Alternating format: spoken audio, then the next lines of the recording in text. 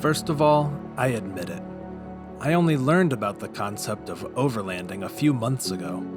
But since then, it feels like something inside of me came into focus, and one of those rare, I belong there types of epiphanies. I grew up backpacking, so I'm no stranger to the wilderness, and I spent some years of my youth in a touring band, so I'm likewise no stranger to the road. But this new concept appealed to so much of who I am. The spirit of adventure and discovery, spending intentional time with people I care about, overcoming challenges as a group, and of course, all the cool gear. So in early fall, I had no problem convincing 3 friends and 2 dogs to join me on our first ever overlanding trip. It was an absolutely awesome time, and I think each of us are better for having had the experience. Speaking for myself, I know this will be the first of many yet to come.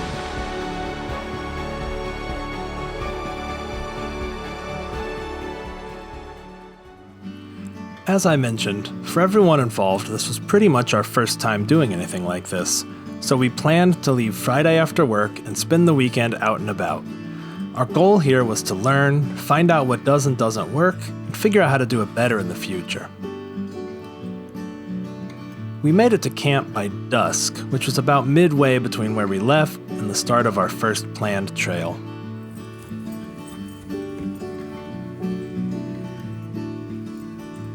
I've always loved camping. There's something about living simply, like starting a fire with a propane torch, the way our ancestors did.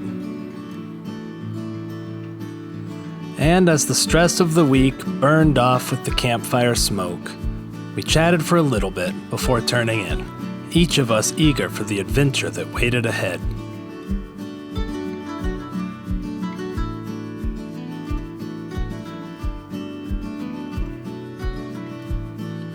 Morning came crisp and clear. We made breakfast, took our time packing up, and enjoyed some coffee.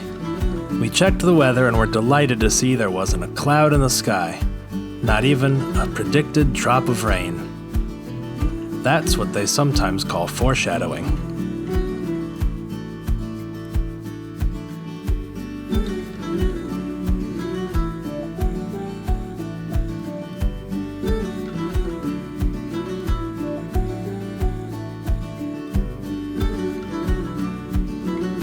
Despite having no opposable thumbs, Hudson was a huge help packing up. And with that, we were on our way. Our first stop was Reddish Knob, which used to be an old Firewatch lookout, but that was no longer there. The road was super easy and paved the whole way, which, frankly, we were a little bit disappointed by. But the drive was beautiful, and rolling with the windows down in the fall weather was pretty spectacular.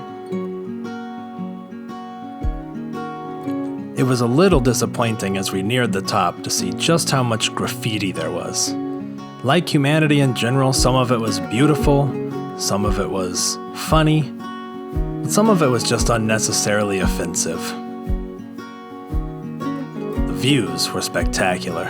We could see for miles.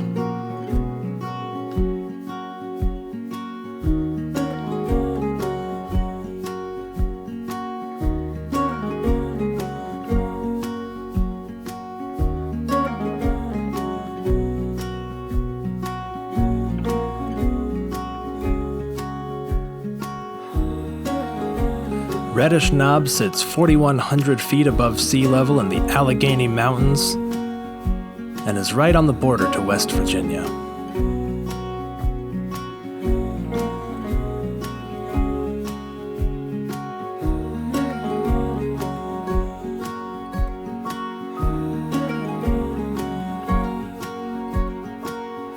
We grabbed a quick snack, but we were all eager to get back on the trail, ready to test ourselves and our vehicles.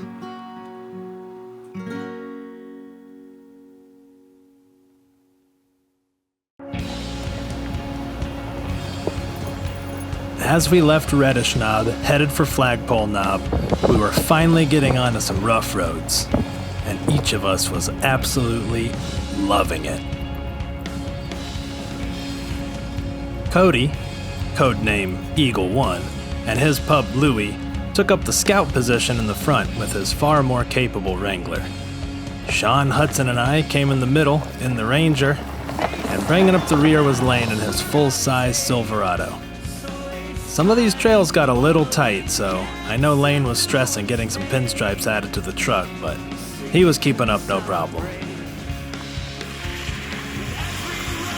When we came across a mud puddle, naturally we had to get a video of each of us going through it.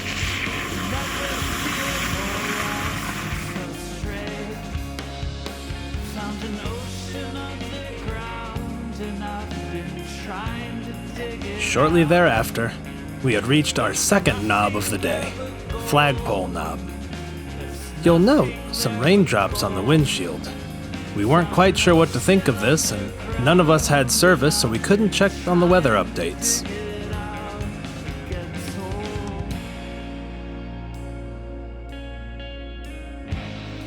Muddy trucks, dogs, good views, great friends. Is this Valhalla?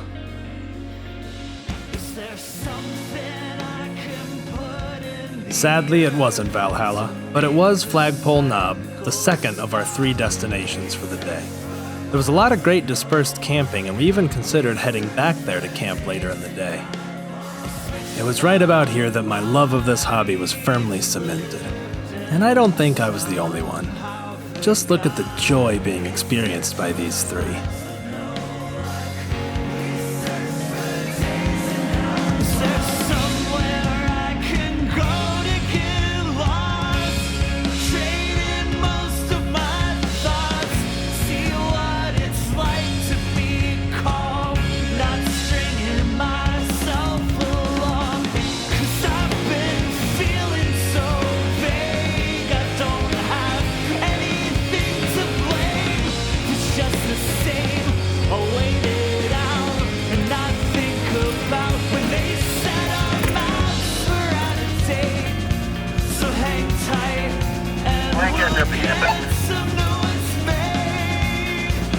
After leaving Flagpole, we headed towards Switzer Lake, and the trail was delightfully rough. We were definitely a little out of our element, but it was a blast to learn, figure it out as we went. Unfortunately, the rain was starting to get considerably worse, and we were starting to get a bit concerned. We were keeping our eyes peeled for any dispersed camping that we might be able to set up in, but at this point we were sort of eager to find out if this was just gonna pass or if it was gonna turn into a more serious rainstorm. So we decided to reach the end of the trail and head into a nearby town. The end of the trail was fantastic. Lots of little water crossings, lots of rocks. The foliage was closing in around us. We were loving it. When we finally emerged from the trail, we actually turned into a nearby campground, only to find the camp host urging everyone to leave as a huge storm was blowing in. And so, with that knowledge, we decided that discretion is the better part of valor and ended our adventure on a high note. Home was just a few hours away, so we prepared to say our farewells and return to civilization. The storm was not far behind us, and by the time we stopped to eat and gas up, it had caught us. Our drive home was in a torrential downpour.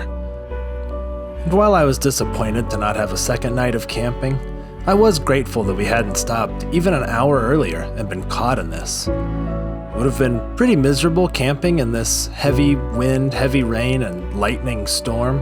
It also would have been rough maybe getting out of the trails the next morning, trying to get our way back to the main roads. Still, this trip was everything I hoped it would be and more. I can't believe how much fun I had. I'm so grateful to the crew for being the best trail companions I could have asked for. This is just the beginning for me, and I can't wait to experience it again. Hopefully, we'll see you out there.